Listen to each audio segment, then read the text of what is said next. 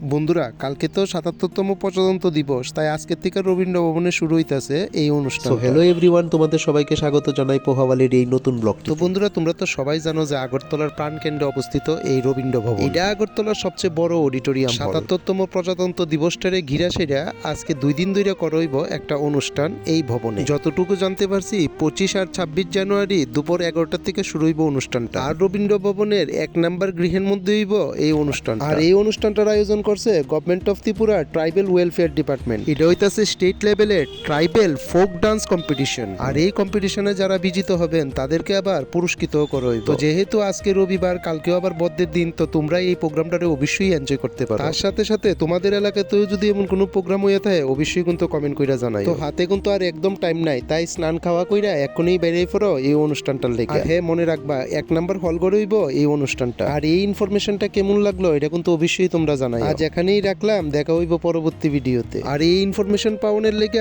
আমরা চ্যানেলটারে লাইক এবং সাবস্ক্রাইব করে রাখতে পারো। তো ভালো থেকো সবাই, বাই।